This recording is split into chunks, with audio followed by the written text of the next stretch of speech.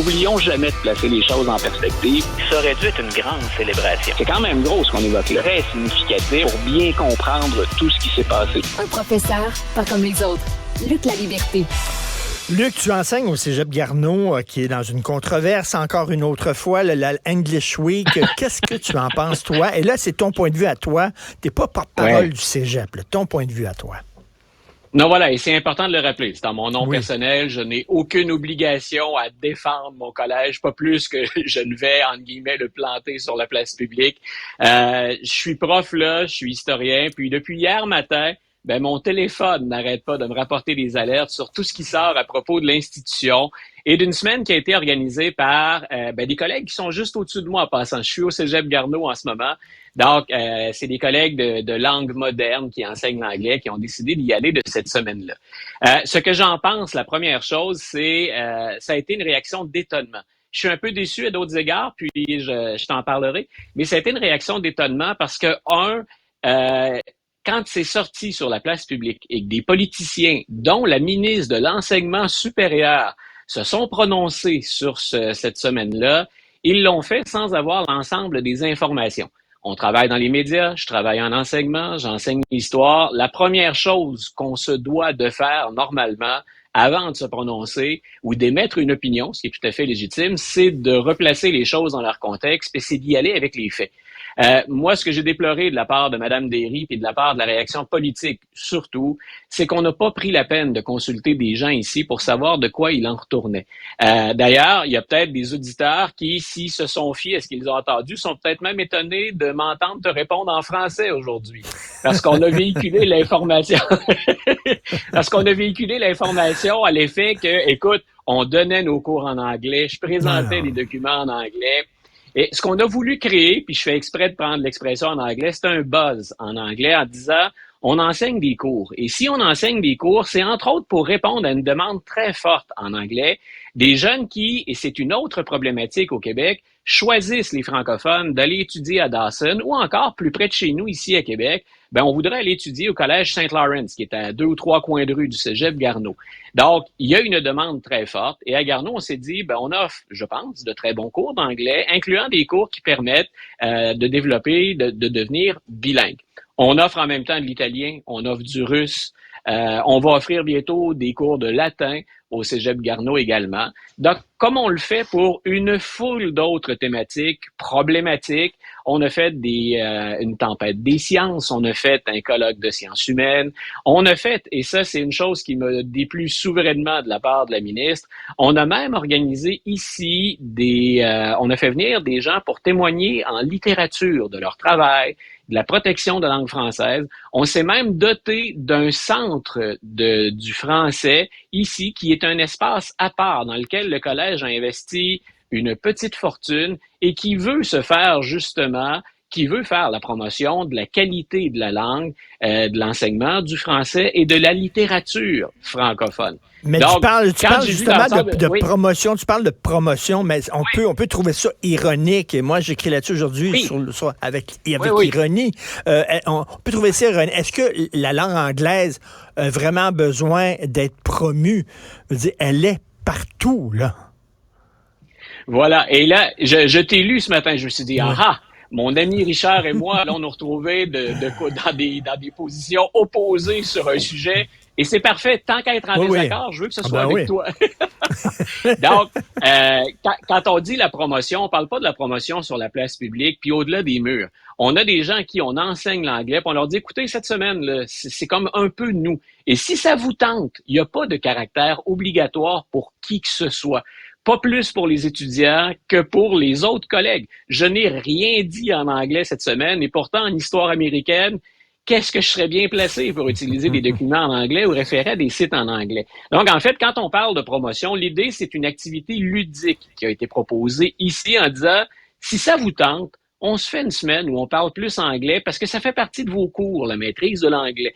Mais ce n'était pas une idée de promotion de l'anglais sur la place publique, à l'extérieur des murs du cégep, et tout le monde, et c'est pour ça qu'il y a une demande, tout le monde sait très bien que l'anglais est en position privilégiée. Oui. Et tu as vu toutes les études récemment là, sur la difficulté pour les jeunes de maîtriser leur propre langue, c'est-à-dire le français. C'est pour ça que les gens disent, écoute, là, on peut-tu déjà leur apprendre là, le plaisir de bien parler français, de maîtriser sa langue avant de faire un English Week? On peut-tu faire une semaine française? T'sais? Mais tu dis qu'on le fait déjà, ça, au cégep.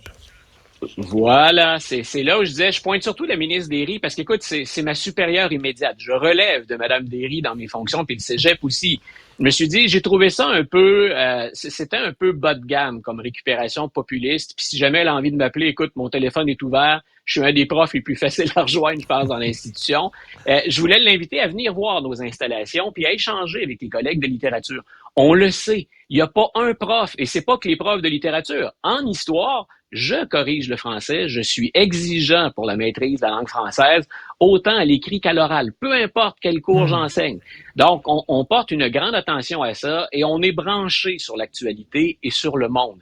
Mais je disais, pourquoi l'anglais? Rappelle-toi, et là-dessus, j'étais de ceux que ça titille, comment se fait-il que nos collèges anglophones, et c'est tout à fait légitime, comment se fait-il que nos collèges anglophones attirent autant de francophones?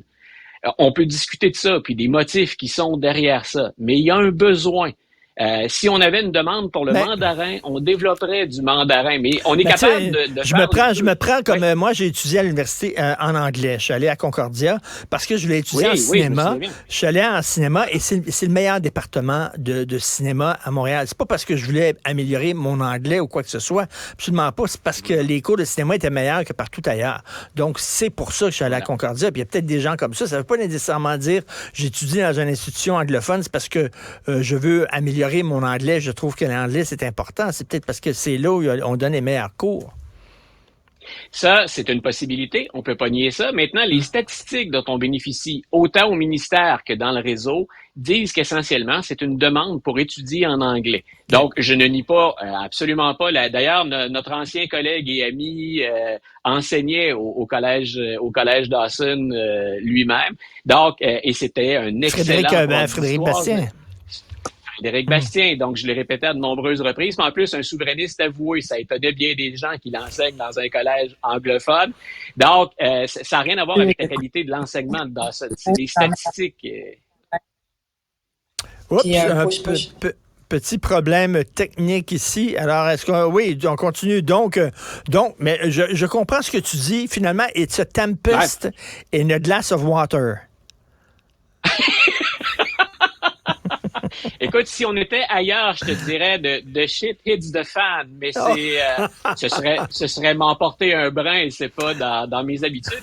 Mais grosso modo, écoute, on a déjà discuté tous les deux de cette chose-là amicalement puis de manière humoristique, mais s'il y a des gens qui ont envie, je lance l'invitation à la ministre Derry, s'il y a des gens qui ont envie de venir voir ce qu'on fait pour le français, au département de littérature, dans notre centre du français, mais aussi dans l'ensemble de nos cours. Madame Derry, je pense ici, la direction va se faire un plaisir de l'accueillir pour lui dire, Madame, oui, peut-être, vous avez douté de la pertinence de l'idée. Venez donc voir ce qu'on fait pour le français. Et c'est 52 semaines dans une année, et non pas juste une semaine où des profs d'anglais ont décidé de s'amuser avec leurs gens. Rapidement, le temps presse. Oui. Je voulais parler de Mitt Romney avec toi, mais on va en parler demain parce que je veux qu'on prenne le temps. Mais là-dessus, sur le français et l'anglais, est-ce que tu trouves qu'on a l'épiderme trop sensible et donc qu'on a toujours tendance à voir l'anglais comme l'ennemi, alors que, bon Dieu, c'est une langue comme une autre et c'est une langue qui est importante. Il faut bien l'avouer, l'admettre et le constater.